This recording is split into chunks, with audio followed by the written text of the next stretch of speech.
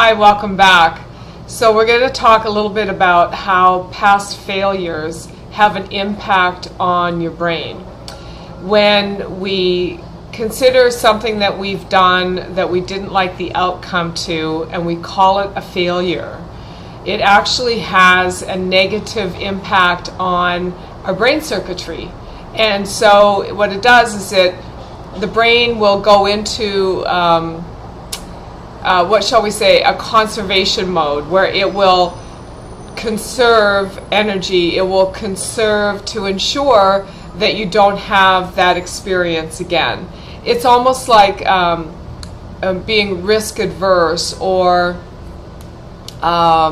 when you tell your body that it needs to lose weight and it doesn't, because the body doesn't want to lose anything. And I know these can sound in some ways a bit like semantics, but they really do have an impact on how our brain functions. Our hippocampus is where our neurotransmitters are built, and it's through repetition of thought that we build up habit. And so we look at thought repetition as being installing a new pattern or a new habit as being somewhere between 3, 7, and 21 repetitions. Now, I know it's a very common statement to hear, or perhaps to say that it takes 21 days to change a habit, when in actuality it really only takes up to 21 repetitions. And it's somewhere between 3, 7, and 21. Now, we don't necessarily know what the repetition factor is going to be for any given habit or pattern that we wish to install and create, or that perhaps we need to let go of and no longer run, because it's determined by some factors. It's determined by how deeply embedded that pattern is. It's determined by the significant emotional experience that we had that triggered the pattern, and it's also determined by how much we are invested in that pattern from a limiting belief perspective. And all of these mind functionalities or mind patternings do have a direct impact on the brain. So the mind and the brain go hand in hand. Let me just unpack that for a second.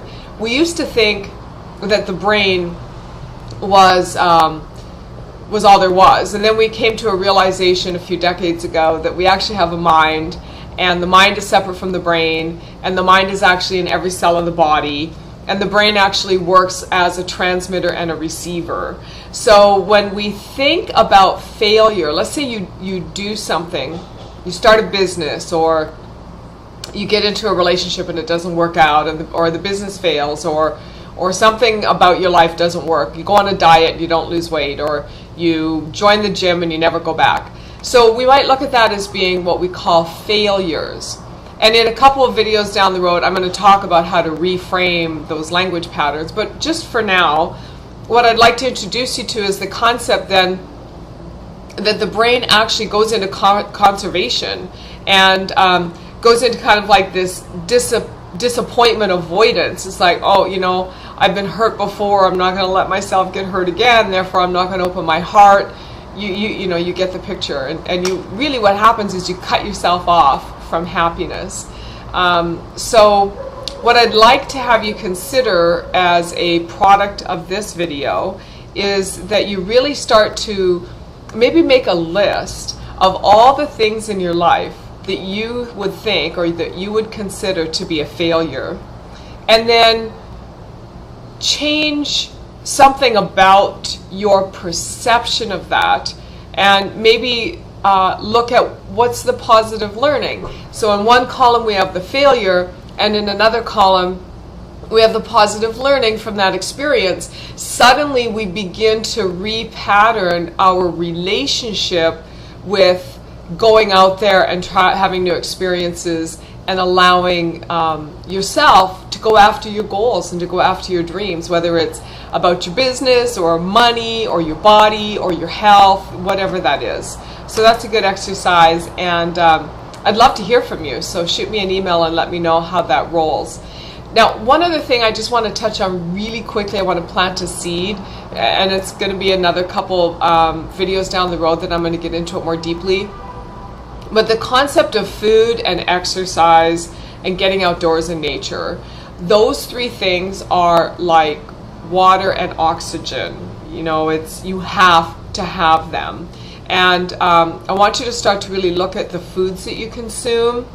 Are they packaged? Are they fast food?